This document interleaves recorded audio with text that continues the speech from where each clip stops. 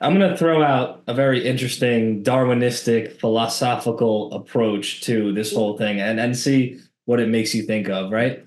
Mhm. So we're currently at a state in society where the average person, I would say, takes zero care of their health, completely abuses their body, and then relies on the modern Mhm. automation of what all the things that are out there to quick fix, emergency save, what have you, cut out the problem or hack out the problem or do this, drugs, this, that, whatever, so that they can then go back to completely ignoring their health and completely ignoring their wellness.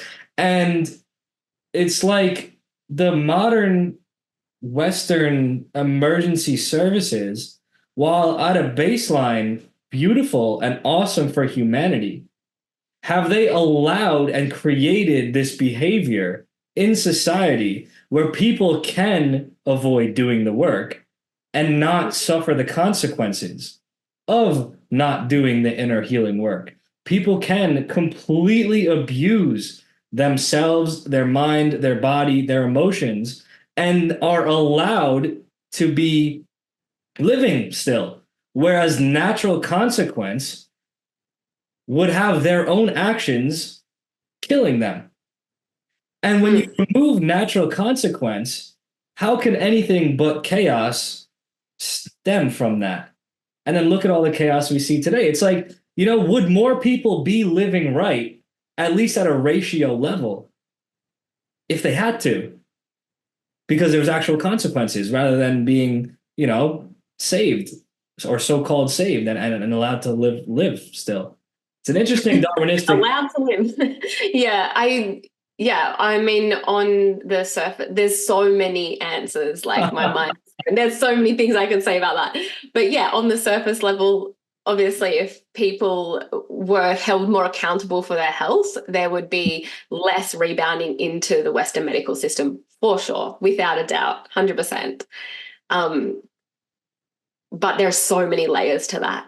So many layers to that. I don't even know where to start. So next. uh, do you want to skip that one then? No, like I'm just thinking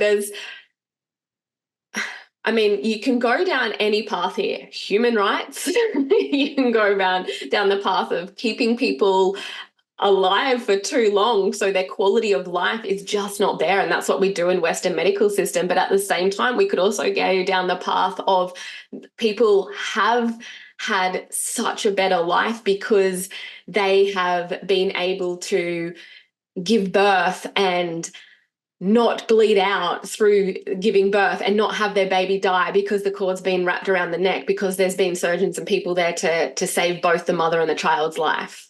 There's just so many ways to answer that question, and that's why I like to be non-judgmental and understand where everything plays a part in the world that we're in. We all have gotten to this point in time together, and we are finding our own ways and our own truths through it. And I feel that if more people align themselves with like Ayurveda and the natural health sciences, then it would be a more peaceful, beautiful, blissful world. Everyone would have so much more abundance of health. But the reality of that's like getting to that enlightened stage, and the society we're in, I think I'm not going to be around to see that enlightened stage of society. I don't think it's going to happen in my lifetime. So it's it's an interesting topic because it's so broad. Like we could probably do like 80 million podcasts on that one comment you made, which I love. If you enjoyed this clip, you'll love the full episode I did with Harmony, where we talk more about Ayurveda, women's health, the state of health overall in society, and a whole lot more. So click the link in the description, check it out, and I'll see you over there.